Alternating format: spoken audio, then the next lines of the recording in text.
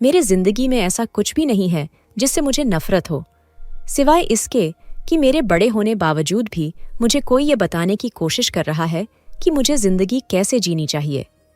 यदि आपकी मेरी जैसी बहन नहीं है तो शायद आपको ये अनुभव नहीं हो कि मैं किस बारे में बात कर रही हूँ। मैं 4 लोगों के परिवार से आती हूँ। इसमें मेरे माता पिता, मेरी बहन और मैं हुआ करते थे। लेकिन जब कुछ साल पहले मौत ने मेरी माँ को हमसे छीन लिया तो हम 3 ही रह गए। मेरे पापा एक वरिष्ठ वकील हैं जिनका यहाँ वहाँ प्रभाव है, जबकि मेरी बहन स्वीटी, जिन्होंने माँ की भूमिका निभाई है, और मैं ये नहीं कहूँगी कि उन्होंने अब तक बहुत अच्छा काम किया है, एक अकाउंटेंट हैं जो बहुत अच्छा कमाती हैं। मैंने कॉलेज में नर्सिंग की पढ़ाई की और ग्रेजुएशन की पढ़ाई के बाद नौकरी पाने के लिए मुझे हर जगह घूमने की ज़रूरत नहीं थी जहां हम रहते थे। मेरे पापा ने अपने पावर का इस्तेमाल करा और इसका नतीजा ये था कि मुझे एक प्रतिष्ठित अस्पताल में हेड नर्स की नौकरी मिल गई। मैं एक दिन अस्पताल में ड्यूटी पर थी, तभी एक मरीज को अस्पताल लाया गया जिसके पैरों में मोच आ गई थी। उसे वहां रणबीर लेकर आया था। रणबीर ने करीब आने की कोशिश की। मैंने सोचा था कि मैं रणबीर को वैसे ही दूर कर दूंगी जैसे मैंने दूसरे लोगों को किया था, लेकिन वो उन सब से बहुत ज्यादा सीरियस था। हमारी मुलाकातें अक्सर होने लगीं और जल्द ही हमारी बात बन गई। मैं रणबीर पर फिदा हो गई क्योंकि उसकी पर्सनैलिटी बहुत अच्छी है। मैं रणबीर को जितना ज्यादा जानती गई उतना ही ज्यादा उससे प्यार भी करती गई। रणबीर एक डांसर है जो अपने खुद के एक छोटे मीडिया हाउस से इंस्टाग्राम को मैनेज करता है। उनका एक ग्रुप था और जिस व्यक्ति को वो अस्पताल लेके आए थे वो उनके ग्रुप के सदस्यों में से एक था जिसे रिहर्सल के दौरान चोट लग गई थी। दूसरी ओर रणबीर बहुत ही साधारण जीवन शैली जीता था। उसकी अपने सोशल मीडिया पेजों से कमाई की थी और उसने जो कमाई की वो मेरी कमाई से कहीं ज्यादा थी। फिर भी ये उसकी लाइफस्टाइल देखकर ऐसा नहीं लगता था। उसके पास कोई कार नहीं थी और भले ही उसका घर बड़ा था, लेकिन फिर भी उसमें वही सामान थे जो एक कुंवारे लड़के के लिए काफी होते हैं। हालांकि मैं उससे प्यार करती थी, फिर भी मैंने अपने रिश्ते को सीक्रेट रखा क्योंकि ये उस स्तर तक नहीं पहुंचा था जहां मैं उसे अपने परिवार से मिलवाने ले जाती। मेरी बहन ने जल्द ही अपनी शादी की घोषणा की और मैं अपने प्रेमी की लाइफस्टाइल का सपोर्ट करना चाहती थी। इसलिए मैंने स्वीटी से मुझे कार्यक्रम का प्लान बनाने की अनुमति देने की रिक्वेस्ट की। प्लान रणबीर के ग्रुप को रिसेप्शन के दौरान प्रदर्शन करने के लिए प्रेरित करने की थी। मैं स्वीटी को सीधे तौर पर यह नहीं बताना चाहती थी कि क्योंकि मुझे पता था कि वो भौहें चढ़ा देगी, और इसीलिए मैंने कार्यक्रम का प्लान बनाने का रास्ता अपनाया। स्वीटी मेरे रिक्वेस्ट पर आश्चर्यचकित थी क्योंकि मैं कोई इवेंट प्लानर नहीं थी। उसे पक्का शक था कि मैं कुछ करने वाली हूँ, लेकिन मैंने उससे सिर्फ इतना कहा कि मेरी बचपन में देखभाल करने के लिए ये मेरा थैंक यू था। मेरी बहन ने मेरा बहाना समझ लिया और मुझे शादी प्लान करने दी।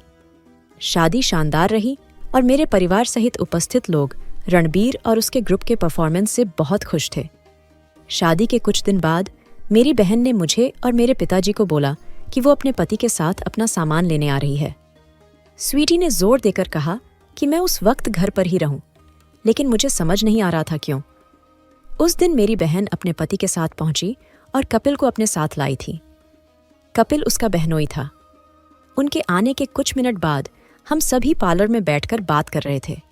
जिस तरह से मैंने उसकी शादी का प्लान किया था उसके लिए मेरी बहन ने मुझे धन्यवाद दिया और बोला कि मैं अपनी शादी के लिए भी ऐसा ही करूं। मैंने उसकी बात को हंसी में उड़ा दिया। फिर उसने कपिल का परिचय कराया। मुझे जल्द ही इस पता चल गया कि वो क्या करना चाहती है जब उसने बोला कि कपिल सिंगल है और उसकी होने वाली बीवी कितनी लकी होगी। कपिल ने बोला कि उसे कहीं जाना है और उसने फिर मुझसे माफी मांगी। मुझे आश्चर्य हुआ कि सबसे पहले वो वहां क्या कर रहा था, क्योंकि मुझे लगा कि उसे मेरी बहन और उसके पति को उसका सामान उठाने में मदद करनी थी। मैंने अपने काम से काम रखा, लेकिन तभी मेरी बहन ने कहा कि मैं उसे बाहर का रास्ता दिखा दूं, जैसे कि वो कोई अंधा हो। मैं असभ्य नहीं दिखना चाहती थी, इसलिए मैं कपिल के साथ बाहर गई। कपिल ने मेरा नंबर मांगा और मैंने उसे दे दिया। मेरे जिंदगी में अब तक की सबसे बड़ी गड़बड़ी तब आई जब मैंने कपिल को अपना नंबर दिया और मुझे शक होने लगा कि क्या वो वही सॉफ्टवेयर इंजीनियर है, क्योंकि वो मुझे बेरोजगार लग रहा था। वो मुझे लाखों बार कॉल करता था और कई मैसेज छोड़ता था, जिससे मैं लगभग पागल हो जाती थी। उसने हमारे बीच कुछ शुरू करने की कोशिश की, लेकिन मैंने हमेशा झूठ बोलकर मना कर दिया कि मैं बिजी हूं। खैर, ये पूरी तरह झूठ नहीं था। मैं बिजी थी, इतना बिजी कि मेरे पास उसके लिए समय नहीं था। दूसरी ओर मेरी बड़ी बहन मेरा हालचाल लेने के लिए मुझे फोन करती थी, लेकिन वो या तो कपिल के बारे में कुछ बताती थी या कपिल के बारे में पूछती थी। मुझे चिढ़ महसूस होने लगी थी, लेकिन फिर भी मैंने शांति बनाए रखी। एक दिन वो हाथ में फूलों का गुलदस्ता लेकर मेरे ऑफिस पर आ गया। मुझे उसे ये कहकर और शर्मिंदगी से बचाना पड़ा कि हमारे बीच कुछ भी काम नहीं कर सकता, क्योंकि मुझे उसमें कोई दिलचस्पी नहीं है। उसने इसे शांति से मान लिया और फिर वहां से दबे पांव वापस चला गया। स्वीटी उस शाम गाड़ी से घर पहुंची और आग उगलने लगी। उसने पूछा कि मैंने कपिल के साथ क्या किया है। हाँ, मुझे ये पता था कि वो मुझसे क्या पूछना चाहती है, लेकिन फिर भी मैंने ऐसे एक्ट किया मानो मुझे कुछ समझ नहीं आ रहा। मेरी बहन की आवाज इतनी तेज थी कि मेरे पापा ने भी सुना, जिन्हें मैं इस मामले के बारे में कुछ नहीं बताना चाहती थी। मैंने अपने पापा से कहा कि ये कोई सीरियस बात नहीं है, बल्कि एक छोटी सी गलतफहमी है। लेकिन मेरी बहन, जो वहीं माहौल बनाने पर तैयार थी, उसने मेरे पापा को बताया कि एक समस्या है। जैसे ही मेरी बहन ने मेरे पापा जी के सामने किसी समस्या का जिक्र किया, तो उनके चेहरे पर चिंता के भाव आ गए। मेरी बहन ने ये कहकर शुरुआत की कि मैं उस अवसर को लेने के लिए तैयार नहीं हूँ जिससे मेरी जिंदगी बेहतर हो सकती है। उसने कहा कि मैं बिना वजह उस लड़के से शादी करने से मना कर रही थी जो मेरी जिंदगी बदल सकता है। मैंने जवाब दिया कि मैंने कोई मौका नहीं मांगा, और मेरे पापा बस हम दोनों को कन्फ्यूजन में देखते रहे। फिर मैंने अपने पापा को बताया कि मेरी बहन मुझे अपने पति के भाई के साथ शादी करने के लिए मजबूर कर रही थी, और उसके भौंकने की वजह सिर्फ इतनी थी कि मैंने उसके बहनोई को बोल दिया था कि मेरी इसमें कोई दिलचस्पी नहीं है। मेरी बहन ने मेरी बात से इनकार नहीं किया, और मेरे पापा ने कहा कि उसका मुंह पर रिश्ता थोपना गलत था। मुझे पूरी बात पर अपने पापा की रिस्पांस अच्छा लग रहा था, लेकिन फिर अचानक से उन्होंने पासा पलट दिया। वो मुझसे ऐसा रिश्ता न चाहने का कारण जानना चाहते थे, क्योंकि मेरी उम्र शादी की हो चुकी थी। मैं उस समय जानती थी कि करियर बनाने का बहाना नहीं चलेगा, क्योंकि मैं एक अच्छी नौकरी कर रही थी, तो मैं समझ गई कि मुझे उन्हें सच बताना पड़ेगा। मैंने उनसे कहा कि मैं पहले से ही एक रिलेशनशिप में हूँ। मेरे पापा ने पूछा कि मैं उसे कभी घर क्यों नहीं लाई, और मैंने बोला कि मुझे नहीं लग रहा था कि हमारा रिलेशन उतना सीरियस था। मेरी बहन, जो ये सब सुनकर और गुस्सा हो गई थी, ने तुरंत कमेंट किया कि मैं कितनी बेवकूफ़ हूँ कि मैंने उसके बहनोई को एक ऐसे आदमी के लिए छोड़ा जिसका कोई अता पता भी नहीं है। मेरी बहन ने मुझे शर्मिंदा कर दिया, और मुझे ये समझ नहीं आ रहा था कि क्या कहूँ या क्या करूँ। यहाँ तक कि मेरे पापा को भी उसकी बात में कुछ मतलब नजर आया, और उन्होंने मुझे सलाह दी कि मैं अपना समय बर्बाद न करूं, क्योंकि मैं अभी जवान नहीं हूं। उन्होंने सलाह दी कि मैं रणबीर को घर ले आऊं। मैंने रणबीर को उस नाटक के बारे में बताया जो हुआ था, और वो मेरे पापा से मिलने के लिए तैयार था। उसने मेरे सामने ही कहा कि वो मुझे प्रपोज करने का प्लान बना रहा था, लेकिन उसने ऐसा नहीं किया क्योंकि वो नहीं चाहता था कि मैं जल्दबाजी या दबाव महसूस करूं। रणबीर ने कहा कि हर चीज का समय सही था, और अगर मैं इच्छुक रही तो वह न सिर्फ मेरे परिवार से मिलेगा, बल्कि मुझसे शादी करना भी चाहेगा। प्रपोज करने का ये कितना अजीब तरीका है। मैंने अपने पापा और बहन को बोला कि मेरा बॉयफ्रेंड उनसे मिलने आएगा। सब कुछ ठीक चल रहा था कि मिलने के कुछ दिन पहले ही उसमें और मुझ में झगड़ा हो गया। मुझे पता था कि मेरे पापा और बहन उसके साथ कैसे पेश आएंगे, इसीलिए मैंने उससे थोड़ी देर के लिए अपना नॉर्मल स्टाइल भूलने और थोड़ा अमीर दिखने के लिए बोला। पर वो मेरी बात नहीं समझ पा रहा था, और उल्टा मुझसे नाराज हो गया कि मैंने ऐसे कुछ बोला कैसे बोला। उसने कहा वो वैसा कुछ नहीं करेगा, और अच्छा यही होगा कि हम उसकी कमाई के बारे में ज्यादा बात न करें। पर चीजें वैसी ही हुई जैसा मैंने सोचा था। मेरे पापा ने यह पक्का करने के लिए समय लिया था कि घर के आसपास कुछ सम्मानजनक व्यवस्थाएं की जाएं, और ऐसा इसलिए था क्योंकि उन्हें लगता था कि मेरा बॉयफ्रेंड कोई अमीर और खर्चीला आदमी होगा। रणबीर एक टैक्सी में हमेशा की तरह नॉर्मल दिख रहा था। जैसे ही वो सामने के दरवाजे से गुजरा, मेरे पापा और बहन ने उसे तुरंत पहचान लिया। मेरे पापा ये कहने से खुद को नहीं रोक सके, ये तो वही नाचने वाला लड़का है। मैंने अपने पापा और बहन को बताया कि रणबीर ही वो आदमी है जिसने मेरा दिल जीत लिया है, और स्वीटी तुरंत हंस पड़ी, जबकि मेरे पापा आश्चर्य और निराशा से हमें देखते रहे। मैं इस बात पर ज्यादा जोर नहीं दे सकती कि मेरे बोलने पर मेरी बहन की हंसी ने मुझे कितना दुख पहुंचाया। मेरे पापा अभी भी मुझे देख रहे थे जब स्वीटी ने तुरंत कहा कि रणबीर जैसे किसी आदमी से शादी करने के मेरे फैसले ने साबित कर दिया है कि मैं एक बेवकूफ लड़की हूं जिसे कुछ भी नहीं पता। जब पूरा नाटक चल रहा था तो रणबीर चुप रहा, लेकिन मैं ऐसा नहीं कर पाई। मैंने अपनी बहन को बोला कि जिस तरह से वो रिएक्ट कर रही थी उससे पता चल रहा था कि उसे बुरा लग रहा था कि उसे इस बात का दुख है कि वो मेरी जिंदगी अब कंट्रोल नहीं कर सकती थी। और फिर उसे ये भी बोला कि अगर उसे मेरे रिश्ते से कोई दिक्कत है तो वो हमसे दूर रह सकती है। स्वीटी को मेरी बात अपमानजनक लगी और वो मेरे पापा और रणबीर की मौजूदगी में मुझे पीटना चाहती थी, लेकिन मेरे पापा ने उसे कुछ भी करने से रोक दिया। मेरे पापा ने रणबीर से पूछा कि मेरे लिए उसके इरादे क्या हैं, और रणबीर ने जवाब दिया कि वो मुझसे शादी करना चाहता है। रणबीर के जवाब ने मेरे पापा को ये पूछने पर मजबूर कर दिया कि क्या उसके पास मेरे लिए पैसे थे। भले ही उनका सवाल सही हो, लेकिन मुझे लगा कि वो मेरे बॉयफ्रेंड की बेइज्जती करने की कोशिश कर रहे थे। रणबीर फिर भी चुपचाप रहा। उसने उनको ये कभी नहीं बताया कि उसके पास हम तीनों से ज्यादा पैसा है। उन्होंने बस इतना कहा कि वो ये पक्का करने के लिए कड़ी मेहनत करने को तैयार है कि मैं कभी भूखे पेट न सोऊं। मुझे लगा कि इस बात से उनमें समझदारी आएगी, लेकिन उनके आगे के सवाल ने मुझे निराश कर दिया। मेरे पापा ने रणबीर से पूछा कि क्या उसने पैसे कमाने के लिए नाचने का प्लान बनाया है, और फिर दोनों मुंह फाड़ के हंसने लगे। मुझे लग रहा था कि रणबीर मेरे परिवार से गुस्से में है, लेकिन उसने इसका दोष मुझ पर नहीं डाला। इसका उल्टा वो अब भी मुझसे शादी करना चाहता था। हमने शादी की तारीख तय की, और हालांकि मैं इस बात से नाराज थी कि मेरे परिवार ने रणबीर के साथ पहली मीटिंग को कैसे संभाला, मैंने इसे नजरअंदाज करने की पूरी कोशिश की। मैं चल रही तैयारियों के बारे में बताने के लिए अपने पापा से मिली। ये जानते हुए कि मेरे पापा किस तरह के आदमी थे और जिन लोगों के साथ वो घुलते मिलते थे उनका स्वभाव कैसा था, मुझे उम्मीद थी कि काफी ज्यादा लोग आ सकते हैं। इसी बारे में बात करने मैं उनके पास गई ताकि मैं शादी की तैयारी और ढंग से कर सकूं। मैंने अपनी बहन की शादी की प्लानिंग की थी और मुझे पता है कि मेरे पापा ने किस तरह के मेहमानों को बुलाया था। इसलिए जब मेरे पापा ने कहा कि उन्हें किसी मेहमान के आने की उम्मीद नहीं है तो मुझे आश्चर्य हुआ। उन्होंने कहा कि उन्होंने अपने किसी भी दोस्त को आमंत्रित न करने का मन बना लिया है, क्योंकि ये उनके लिए शर्मिंदगी की बात होगी कि वे उनकी बेटी की शादी में आएंगे और उन्हें पता चलेगा कि वो नाचने वाले लड़के से शादी कर रही है। मैंने अपने पापा से पूछा कि रणबीर से शादी करने में मेरी क्या गलती थी, और उन्होंने कहा कि रणबीर के पास न तो उतना पैसा है और न ही उसकी उतनी इज्जत है। हालांकि मुझे पता था कि मेरे पापा गलत थे, फिर भी मेरी आंखों में आंसू आने लगे क्योंकि रणबीर सही था। अगर मेरे परिवार को उसकी कमाई के बारे में पता होता तो वो उसका बेहतर स्वागत करते, और ये गलत था। लोगों के साथ सही व्यवहार किया जाना चाहिए, चाहे उनकी जेब कितनी भी मोटी हो। मेरे पापा ने कहा कि हालांकि वो रणबीर के साथ मेरी शादी के रास्ते में नहीं खड़े होंगे, लेकिन इससे उन्हें बहुत शर्मिंदगी हुई है।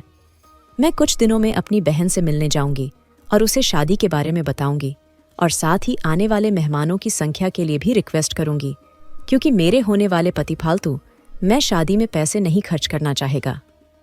कुछ समय बाद मेरा परिवार मुझे उस पॉइंट पे धकेल रहा है जहां मैं उनसे एक बार अलग होने के बाद पीछे मुड़कर कभी देखूंगी भी नहीं।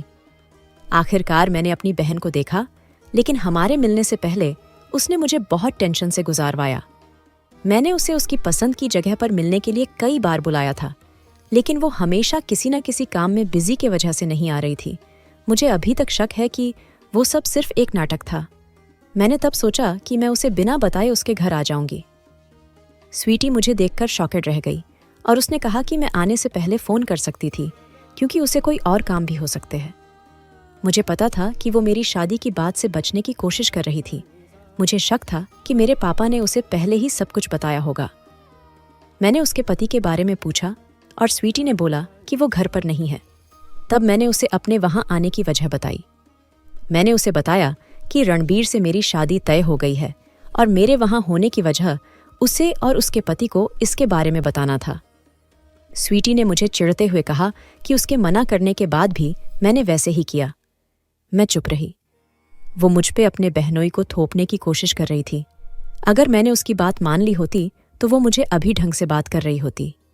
स्वीटी ने आगे कहा कि ये अच्छा था कि उसका पति आसपास नहीं था, क्योंकि वो शादी के लिए नहीं आएगा। मैंने पूछा कि वो कैसे बता सकती है कि वो शादी में नहीं आने वाला है, जबकि उसे पता भी नहीं था कि शादी की प्लानिंग बनाई जा रही है। और जैसा कि मुझे शक था, मेरे पापा ने स्वीटी को इसके बारे में पहले से ही बता रखा था। स्वीटी ने कहा कि उसके पति को ये बात अपमानित महसूस हुई कि मैंने उनके भाई के साथ किसी भी तरह के रिश्ते को ठुकरा दिया है और मैं किसी और से शादी कर रही हूँ। दोनों बिल्कुल एक दूसरे के लिए ही बने थे, एकदम खराब किस्म के लोग। मैंने ऐसा नहीं दिखाया कि मैं गुस्सा हूँ। मैंने बस अपनी बहन से उन लोगों का नाम बताने के लिए कहा जो मेरी शादी में शामिल होंगे, और उसने मुझे शांति से कहा कि वैसा कुछ नहीं होगा, क्योंकि वो शादी में आएंगे ही नहीं। मैं उसे बस चुपचाप घूरती रह गई। उसने बोला कि वो अपने पति के बिना शादी में नहीं आ सकती, क्योंकि उसे डर है कि उसका रिश्ता खराब ना हो जाए। मैं उस दिन दुख और नाराजगी के साथ अपनी बहन के घर से वापस आ गई। मेरी बहन ने मेरे सामने कहा कि वो अपने पति की वजह से मेरे जिंदगी के सबसे खुशी के दिनों में से एक में शामिल नहीं होगी, और ये झूठ था। उसने मेरी शादी से दूर रहने का फैसला किया था, क्योंकि वो मेरे पसंद के पति को सपोर्ट नहीं करती थी। मेरी शादी कुछ ही दिनों में है, और मैंने ठान लिया है कि मैं किसी भी बात को मेरा मूड नहीं खराब करने दूंगी। उसके कुछ समय बाद, इससे पहले कि मैं आगे बढ़ूं, मैं आपको बस ये बताना चाहती हूँ कि मैं इस समय गर्भवती हूँ। मेरी शादी का दिन बहुत अच्छा था, लेकिन मैं झूठ नहीं बोलूंगी, मुझे कुछ हद तक अकेलापन महसूस हुआ। मेरे परिवार में एकमात्र सदस्य मेरे पापा थे, और वो भी मन से वहां नहीं थे। मेरी बड़ी बहन स्वीटी शादी में नहीं आई थी, पर मुझे उसका तो अंदाजा था ही। जो बात मुझे चौंकाने वाली लगी वो ये थी कि मेरे दूर के परिवार वाले भी नहीं आए थे, जबकि उन्होंने मुझसे वादा किया था कि वे मेरी शादी में शामिल होंगे।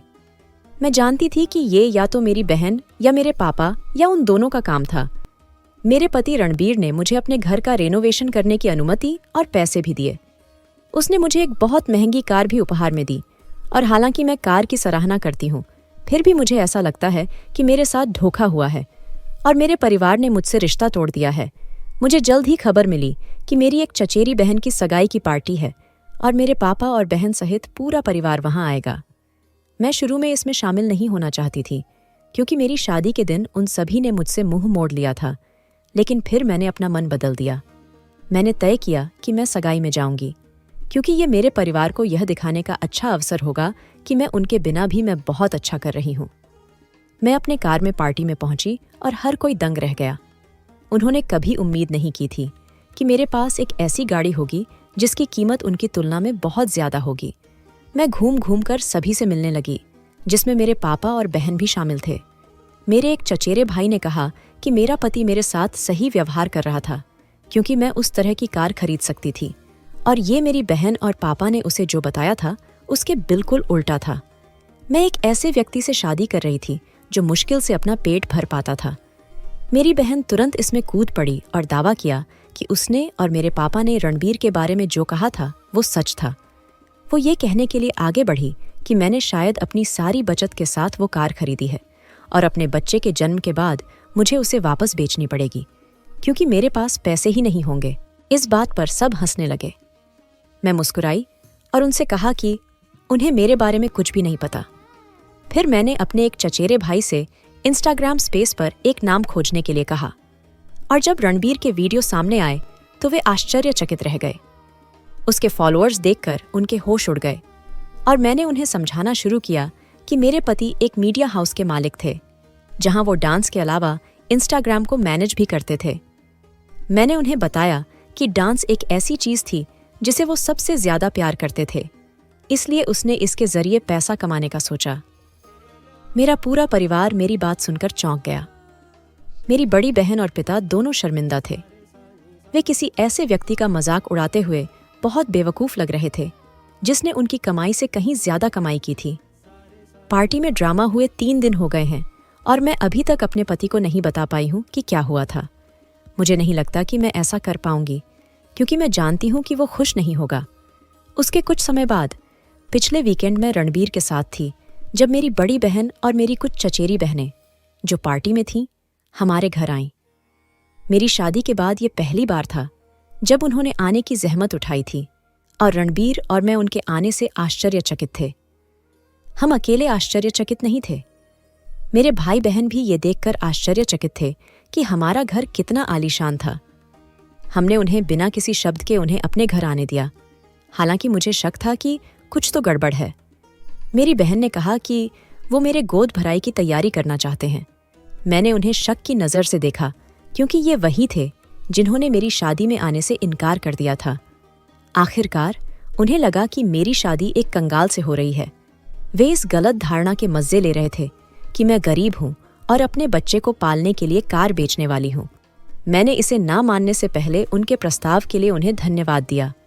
मैंने उनसे कहा कि उन्हें मुझे पार्टी देने की परेशानी उठाने की ज़रूरत नहीं है, क्योंकि मेरे पास इतना समय ही नहीं कि मैं ये कर पाऊँ। उस दिन मेरे भाई बहनों के घर से चले जाने के बाद रणबीर ने पूछा कि उनके कैरेक्टर में अचानक इतना बदलाव क्यों आया होगा। मुझे पता था कि ये क्यों हो रहा था। उन्हें पता था कि मेरा पति अमीर है और वो इसका फ़ायदा उठाना चाहते थे, लेकिन मैंने उसे कुछ नहीं बताया। मुझे कुछ दिनों बाद सफाई देनी पड़ी जब मेरे पापा घर पर आए, और आप विश्वास नहीं करेंगे कि उनके आने की क्या वजह थी। मैं घर से दूर थी, और जब रणबीर ने मुझे मेरे पापा के आने के बारे में बताया तो मैं चौंक गई। जिस तरह से वो बता रहा था, मैं सोच सकती थी कि सब कुछ कैसा गया। उसने कहा कि मेरे पापा के अंदर आए। इस बदलाव को वो समझ नहीं पा रहा था। रणबीर ने कहा कि मेरे पापा ने उसे एक फंक्शन के बारे में बताया था, जिसे वो अपनी सेवानिवृत्ति का जश्न मनाने के लिए आयोजित करना चाहते थे, जो जल्द ही होने वाला था। वो चाहते थे कि रणबीर इस फंक्शन का आयोजन करे और इसके लिए पैसे दे, और उससे भी ज्यादा वो अपने ग्रुप के साथ डांस परफॉर्मेंस दे। रणबीर ने मेरे पापा से वादा किया था कि वो मुझसे सलाह लिए बिना ऐसा करेगा। मैंने तुरंत उसे बताया कि मेरे पापा और परिवार हम दोनों का इस्तेमाल करने की योजना बनाई है। उसने पूछा कि मेरा क्या मतलब है, और मैंने उसे बताया कि कैसे मुझे सगाई की पार्टी में उसके फाइनेंशियल स्टेटस का खुलासा करना पड़ा, और ये वजह बताई कि मेरा परिवार पिछले कुछ दिनों से हमारे आसपास क्यों घूम रहा था। रणबीर खुश नहीं था, लेकिन वो समझ गया था कि मैं उसका बचाव करने की कोशिश कर रही थी। उसने तुरंत फैसला लिया कि वो मेरे पापा की सेवानिवृत्ति पार्टी में मदद करने के लिए आगे नहीं बढ़ेगा। हालांकि उसने अभी तक मेरे पापा को इसके बारे में नहीं बताया है। एक आखिरी बार मेरे पति ने मेरे पापा को एक मैसेज भेजा कि वो मेरे पापा की पार्टी को किसी भी तरह से सपोर्ट नहीं करने वाला है। उसने मेरे पापा को पीछे हटने की वजह नहीं बताई, और ये उसने जानबूझकर किया थी। मेरे पापा ने उसे मैसेज करने के बजाय उसे कॉल कर करके परेशान कर दिया, इतना कि आखिर में उसे फ़ोन उठाना ही पड़ा। उन्होंने रणबीर पर कंजूस होने का आरोप लगाया, और उन्हें लगा कि वो उनकी बेटी यानी मुझे को मुफ्त में उनसे दूर ले जाना चाहता है। उन्होंने कहा कि इसमें जो पैसा शामिल था वो उनके लिए कुछ भी नहीं था, लेकिन वो सिर्फ रणबीर को अपने ससुर के लिए कुछ करने का चांस देना चाहते थे। उन्होंने रणबीर से उससे निपटने की धमकी तक दी। मेरे पापा को निराश करने के लिए रणबीर ने माफ़ी नहीं मांगी। उस चीज़ का पॉइंट ही यही था, उन्हें पागल बनाना। हमने सोचा था कि मेरे पापा कुछ नहीं कर सकते, लेकिन हमें कभी नहीं पता था कि वो कितना गिर सकते हैं। अगले दिन रणबीर ने मुझे नींद से जगाया, और वो पागल सा दिख रहा था। मेरे पापा हमें पैनिक मोड में धकेलने में सफल हो गए थे। मेरे पापा ने एक वीडियो बनाया था जिसमें उन्होंने रणबीर पर अपनी असली संपत्ति छिपाने का आरोप लगाया था जब वो मुझसे शादी करने आया था, और उसने इसका खुलासा तब किया जब उसने मेरे पापा से शादी के लिए पैसे निचोड़ लिए थे।